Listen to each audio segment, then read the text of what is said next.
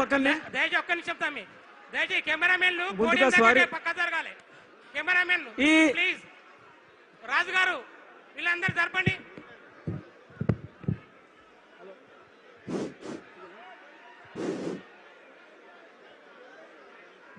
Hello hello hello hello రావట్లేదు. Hello hello రావట్లేదు. Hello hello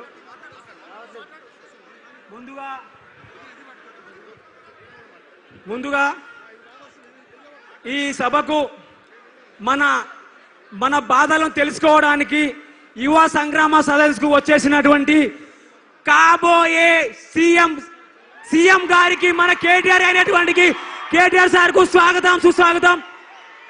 young dynamic leader, దేశంలోనే IT minister అంటే ఎలా ఉండాలని నిరూపించినటువంటి మన కేటీఆర్ గారు. థ్యాంక్ యూ అన్న, థ్యాంక్ యూ సో మచ్. నా పేరు కే నవీన్ గౌడ్, అది మహబూబ్నగర్ డిస్ట్రిక్ట్ అన్న. విషయం ఏంటంటే మనకు అందరికీ తెలుసు అన్న, మేము దాదాపు ఒక నెల రోజుల నుండి ఎస్ఐ కానిస్టేబుల్ పోస్టులు పెంచాలని దాదాపు ఒక నెల రోజుల నుండి దిల్సుఖ్ నగర్ లో వానకు తడుచుకుంటూ ఎండకు ఎండుకుంటూ ప్రోగ్రాలు చేస్తుంటే మా సీఎం 2000 పెంచుండు, 5000 ఉన్న నోటిఫికేషన్ 2000 పెంచుండు. సీఎం రేవంత్ అన్న మన పని అయిపోయింది, మనము పూరీలు బజ్జీలు చేసుకోవాల్సిందే. నెక్స్ట్ 2 years తర్వాత మన పని ఏందో అనేది ఇప్పుడే డిసైడ్ చేసుకుందాం. ఎందుకంటే అయిపోయింది మన పని. గోయిందా వెంకటరమణ, గోయిందా గోయిందా. మనం అంతవరకు తెచ్చుకోవద్దు సీఎం రేవంత్ రెడ్డి అన్న. ఇదే నిరుద్యోగులు కాంగ్రెస్ ప్రభుత్వం వస్తే మాకు 2 లక్షల ఉద్యోగాలు వస్తాయని మనం గెలిపించుకున్నాం. తీరా చూస్తే కోటిసుల్లా అబద్ధాలు మాట్లాడుతున్నారు. డైలీ మీరు అబద్ధాలు మాట్లాడితే ఈడ సహించే వారు ఎవరు లేరు. మీరు తక్షణమే 5000 వేస్తున్నారు కదా, 5000 నోటిఫికేషన్ వేస్తున్నారు కదా, ఈ ప్రెస్ నోట్ వెనక్కి తీసుకోండి. అదేవిధంగా మీరు గత ప్రభుత్వం చేసిన తప్పులు మీరు చేయరని చెప్పి జియో నెంబర్ 46 రద్దు చేస్తామని చెప్పి తీరా చూస్తే మమ్మల్ని సభలు పెట్టించుకుంటూ కన్నీరు కారిస్తున్నామన్నా వెంటనే జియో నెంబర్ 46 రద్దు చేయండి. అదేవిధంగా ఏజ్ రిలాక్సేషన్ ఎస్ఐకి 38, కానిస్టేబుల్ 36కు తక్షణమే పెంచాలి. లేదంటే ఇదే పాలమూరు బిడ్డగా చెప్తున్నా, మీరు కూడా ఎస్ఐ కానిస్టేబుల్ పోస్టులు పెంచకుంటే తెలంగాణలో మరో 10 లక్షల మందితో విలియన్ మార్చ్ అనే కార్యక్రమం చేయబోతున్నాము. మీరు అంతవరకు తెచ్చుకోకండి అని ఒక పాలమూరు బిడ్డగా సీఎం రేవంత్ రెడ్డి గారికి సవాల్ ఇస్తున్నా, గుర్తుపెట్టుకోండి. సీఎం రేవంత్ అన్న, మా బాధను చూసి మా శత్రువులు కూడా బాధపడుతున్నారు, మా బాధలను చూసి మీడియా వాళ్ళు కూడా బాధపడుతున్నారు, మా బాధను చూసి ఇంటెలిజెన్స్ వ్యవస్థ బాధపడుతుంది, మా బాధను చూసి పోలీస్ వ్యవస్థ బాధపడుతుంది. మీరు అంత పెద్ద స్థాయిలో ఉండి సీఎం స్థాయిలో ఉండి మా బాధ మీకు అర్థం కావట్లేదన్న. మీ మనమడికు పూరులు వేసుకోవడానికి ఇచ్చిన టైము కూడా మాకు ఒక 5 నిమిషాలు ఇవ్వండి అన్న. ఒక్కసారి మా బాధను అర్థం చేసుకోండి అన్న. మేము పాకిస్తాన్లో ఉట్టలే, అస్సాంలో ఉట్టలే, తెలంగాణ ఉట్టినామన్నా. వేరే స్టేట్ వాళ్ళం కాదు, వేరే దేశం వాళ్ళం కాదు. మా బాధ చూడండి. మీరు కూడా ఈరోజు ఈవినింగ్ వరకు ఇచ్చిన ప్రెస్ నోట్ ని 7000తో నోటిఫికేషన్ ఇస్తామని చెప్పారు కదా, ఆ ప్రెస్ నోట్లు వేరేకి తీసుకోండి. లేదంటే గోయిందా గోయిందా వెంకటరమణ గోయిందా. నెక్స్ట్ ఎలక్షన్ లో నేను చెప్తున్నా కేటీఆర్ అన్న, నిరుద్యోగి సర్వే చెప్తున్నా, మీరు కూడా ఒక సంవత్సరంలో 2 లక్షల ఉద్యోగాలు భర్తీ చేస్తామని చెప్పారు కదా, మీరు కూడా ఈ 2-3 నెలల్లో 2 లక్షల ఉద్యోగాలు భర్తీ చేయకుంటే సీఎం రేవంత్ రెడ్డి గారు గుర్తుపెట్టుకోండి, కోడంగల్లో డిపాజిట్ కూడా రాకుండా చేసే బాధ్యత, కోడంగల్లో డిపాజిట్ లేకుండా బాధ్యత ఒక పాలమూరు బిడ్డనే తీసుకుంటాడని సీఎం రేవంత్ రెడ్డి గారికి సవాలు విసురుతున్నా, గుర్తుపెట్టుకోండి. మీ గుండెల మీద రాసి పెట్టుకోండి. మహబూబ్నగర్లో 14 అసెంబ్లీ స్థానాలకు 12 సీట్లు ఇచ్చినాం. ఒక బాధతోనే చెప్తున్నా, మీరు కూడా వెంటనే ఉద్యోగాలు భర్తీ చేయకుంటే మహబూబ్నగర్ లో ఒక్కటంటే ఒక్క సీటు కూడా రాని అని బిడ్డ గుర్తు పెట్టుకో సీఎం రేవంత్ రెడ్డి గారు. Okay, thank you. ఇప్పుడు సోదరి అస్మా గారు మాట్లాడతారు. జై తెలంగాణ. గట్టిగా వినిపిస్తలేదు. ఎక్కడికి వినిపించాలి?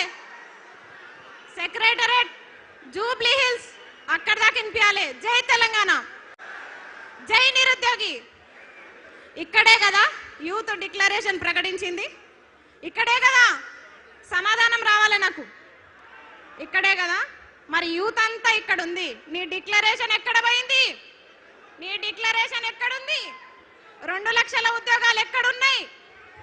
రాహుల్ గాంధీ और एक बार चाय पिएंगे आओ जी. మనకు మాట ఇచ్చిన రాహుల్ గాంధీ ఈ రోజు సరూర్ నగర్కి రాగలరా? ఓపెన్ ఛాలెంజ్ విసిరినాము. ఈ సభ ఎవరు పెట్టినా మాకు అనవసరం, కానీ నిరుద్యోగులము హాజరైనామంటే రాహుల్ గాంధీ సరూర్ నగర్ లో యూత్ డిక్లరేషన్ పేరిట నిరుద్యోగుల్ని మోసం చేసిండా లేదా? ఎస్. ప్రియాంక గాంధీ గారు ఇదే మైక్ పట్టుకొని ఇదే స్టేడియంలో नौकरियां दे देंगे, 1 साल के अंदर दे देंगे, कहते 2 लाख के नौकरियां दे देंगे. किधर गए जी नौकरियां? किधर गए नौकरियां? ఇంకొక ఆయన ఉద్యోగాలు అడిగితే ఇండ్రిని తాగండి, మీరు సావండి, కానీ ఉద్యోగాలు పెంచవా బిడ్డ? ఎందుకు పెంచావు ఉద్యోగాలు? 2 లక్షల ఉద్యోగాలు నీ గల్లా బట్టి వసూలు చేసుకుంటాం. నేను కూడా నీ పాలమూరు బిడ్డనే. నువ్వు పాలమూరు చివర్లో ఉండి నువ్వు మాట్లాడితే నేను కూడా పాలమూరు బిడ్డనే. పాలమూరు అంటే మొత్తం నువ్వేనా? ఒక కొండారెడ్డిపల్లి ఒకటే అనుకుంటున్నావా ఏంది? ఉద్యోగాల జాతర అన్నారు కదరా, ఏడుంది ఉద్యోగాల జాతర? ఏడుంది? ఇక్కడ సరూర్ నగర్ లో ఉంది నిరుద్యోగ జాతర, ఇక్కడ ఉంది నిరుద్యోగ జాతర. ఎక్కడుంది ఉద్యోగాల జాతర? 3వ సారి కూడా కురుమూర్తి జాతర వచ్చిందిరా అయ్యా. 3వ సారి కూడా కురుమూర్తి జాతర అయిపోయి ఉద్యోగాల జాతర అంట. నిరుద్యోగ భృతి అన్నారు. రెంట్లు కట్టలేక ఎవరన్నా గుళ్ళకు సాయిబాబా టెంపుల్కి ఎందుకు పోతారు? దిల్సుఖ్ నగర్ లో దేవుడికి దండం పెట్టుకోనికే పోతారు. కానీ మా నిరుద్యోగులు అన్నదానం పెడుతురని అన్నదానం కోతున్నారు. అవునా కాదా? మధ్యాహ్న భోజనం తినడానికి సాయిబాబా టెంపుల్ కోతున్నారు. అలాంటి దుస్థితిలో నిరుద్యోగులు ఈ రోజు ఉన్నారు. ఇక్కడ సభలు అందరం పెడుతున్నారు, పార్టీలు మారుతున్నాయి, ఇక్కడ సభలు, కానీ నిరుద్యోగులు 2 సంవత్సరాలకు ఒకసారి 3 సంవత్సరాలకు ఒకసారి ఈ సభలకు అటెండ్ అవుతున్నాం. అవునా కాదా? ఇండ్రిని తాగాల? ఇండ్రిని డబ్బాలు దొరుకుతున్నాయా? ఫస్ట్ ఇండ్రిని డబ్బాలు దొరుకుతున్నాయా? రైతులకే దిక్కు లేదు. మమ్మల్ని ఎక్కడి నుంచి తెమ్మంటావు? ఇండ్రిని డబ్బాలు తీసుకొస్తాం.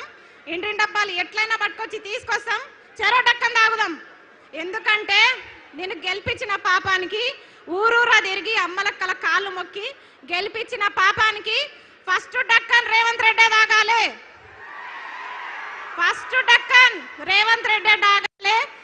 తర్వాత రాహుల్ గాంధీ తాగాలి, తర్వాత ప్రియాంక గాంధీ తాగాలి. ప్రియాంక గాంధీ కంపల్సరీ తాగాలి. మహిళగా చెప్తున్నా, प्रियंका गांधी जी जरूर सरूर नगर का प्रोग्राम देखो. क्यों बोले तो बोले ना, यूथ डिक्लेरेशन के नाम पे हमको धोखा दिए प्रियंका गांधी. आपको दीदी समझे हम?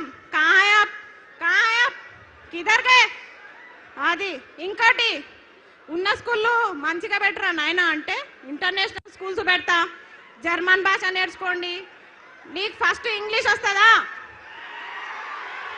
నువ్వు ఫస్ట్ ఇంగ్లీష్ నేర్చుకో, నువ్వు ఫస్ట్ మాతృభాషలు నేర్చుకో, హిందీ నేర్చుకో, ఇంగ్లీష్ నేర్చుకో, చక్కగా తెలుగు నేర్చుకో.